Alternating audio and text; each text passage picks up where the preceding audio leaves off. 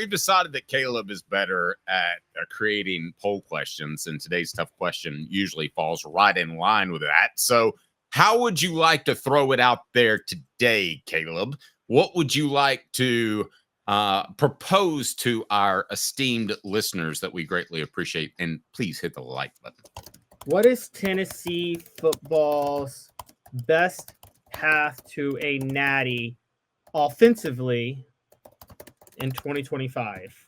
Ground and pound like 2024, air it out like 2022.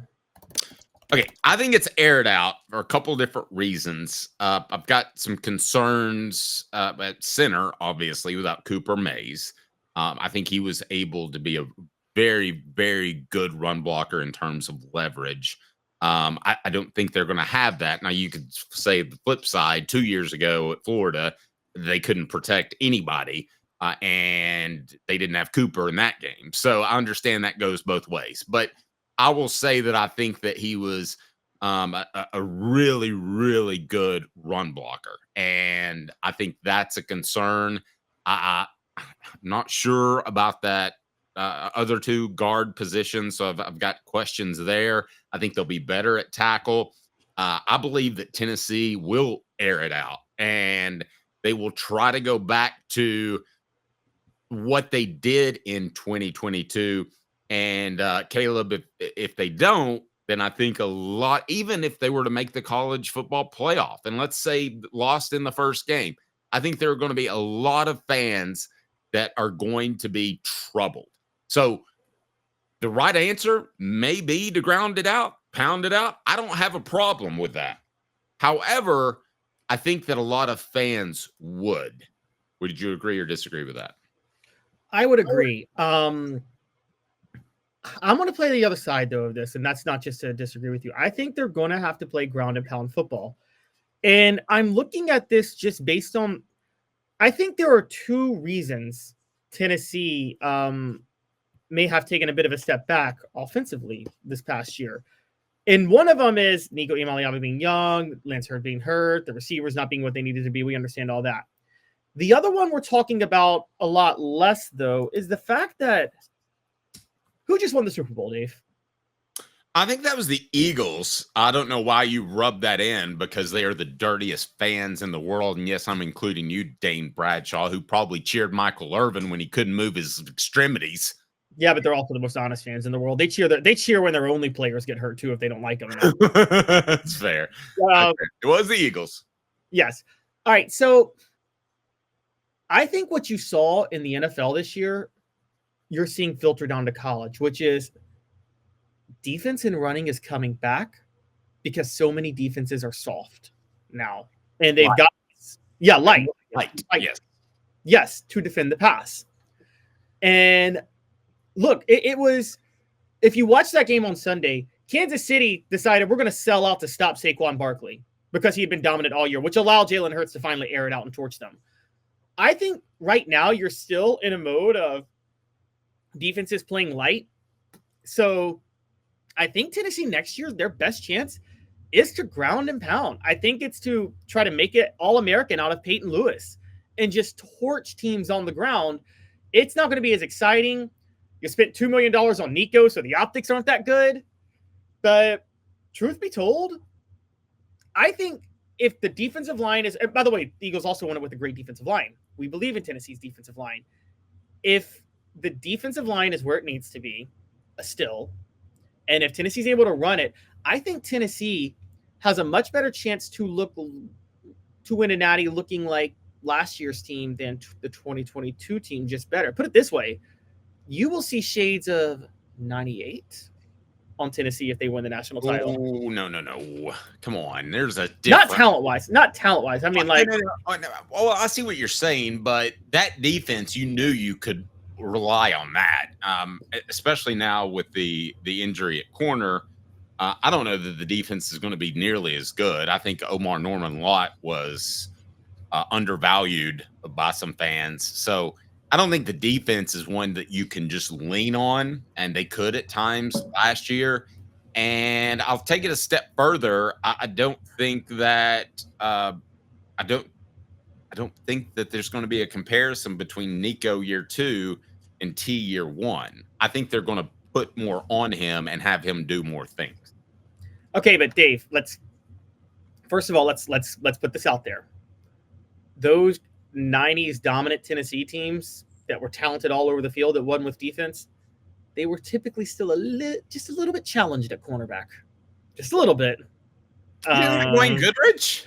Dwayne Goodrich was an anomaly. One, the cornerback position wasn't as important in that scheme because John Chavis just zone blitzed every play, pretty much.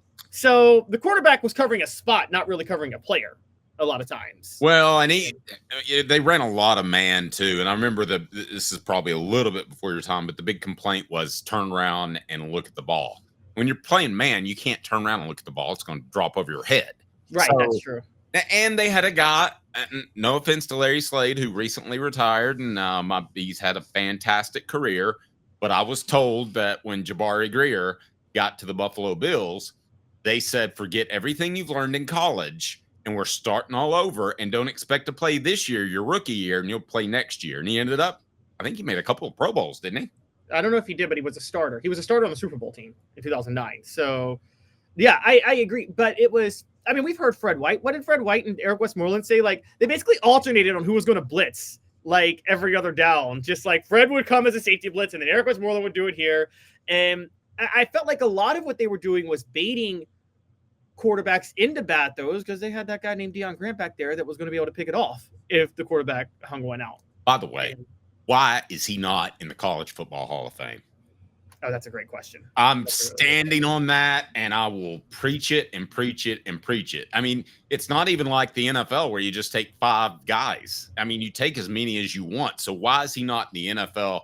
Or I'm sorry, the College Football Hall of Fame? He definitely deserves to be in there. So the question is, Tennessee, will they ground and pound or air it out to win this upcoming 2025 season? Today's tough question brought to you by Banks & Jones, the show represented by Banks & Jones, Tennessee's trial attorney, banksandjones.com. Why Banks & Jones? Well, it's because they're Tennessee's trial attorney. You can play to win with Banks & Jones because they'll go to trial.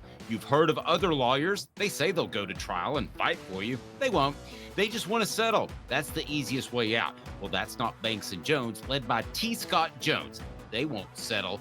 They'll go to trial for you. Tennessee's trial attorney. They play to win. Truly, Tennessee's trial attorney when it comes to criminal defense or personal injury. Why settle? It's Banks & Jones. T. Scott.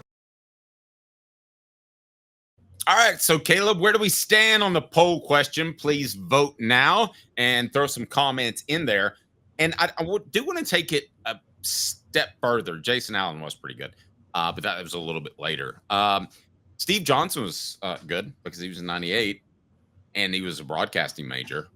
I'm not sure he's that good, but yeah, we had classes together, so I was a big fan.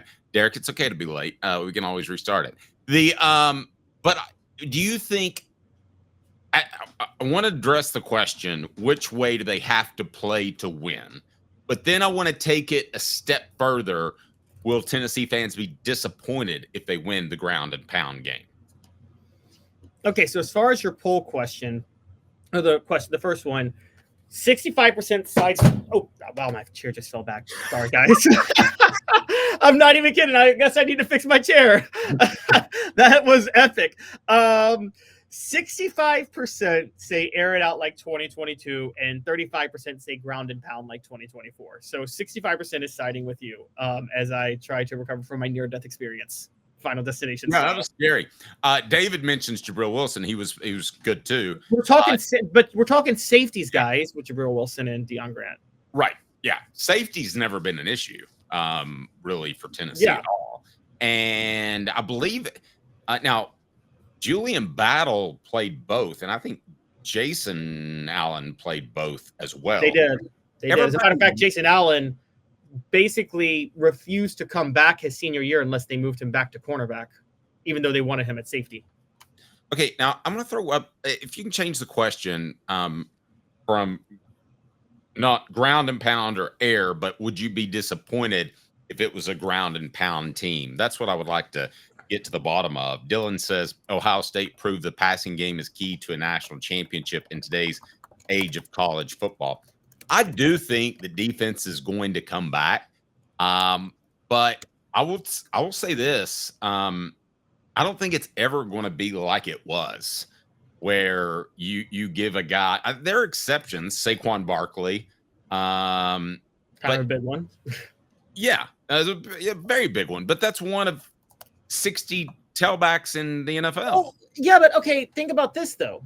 Okay, so the Ravens shelled out money for Derrick Henry too, and if not for a crazy Mark Andrews, if not for Mark Andrews is like absolutely just wetting the bed in the snow, then I mean we're talking about a Ravens Eagles Super Bowl probably, and they both shelled out money for star running backs in the offseason. I mean, when's the last time, Dave, you saw somebody do what the Eagles just did, which is open up the checkbook for a running back and then go win a Super Bowl? Like, that's usually that's breaking every rule of the last 25 years in the NFL, basically. No, I agree. I think he's an anomaly, though. I think he's Shohei Ohtani. I don't think there's a lot of guys. He's not that good, but there's just not. I don't think there are other guys that can do that. Does he have a gambling problem like Shohei Ohtani? David says Rashad Baker. Now that's a good call. I remember this about Rashad Baker, but he did play safety. But I remember Philip Fulmer saying this may be the most natural receiver out of high school I've ever seen. And the next day they moved him to defensive back.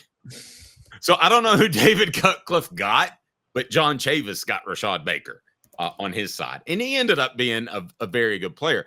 I think if you look back at Tennessee's defensive backs as a whole, they've been good, but there have been holes at corner, which I really believe was more about coaching. Again, I'm not trying to, throw shade at Larry Slade for no reason, but there wasn't a lot of fundamentals going on there.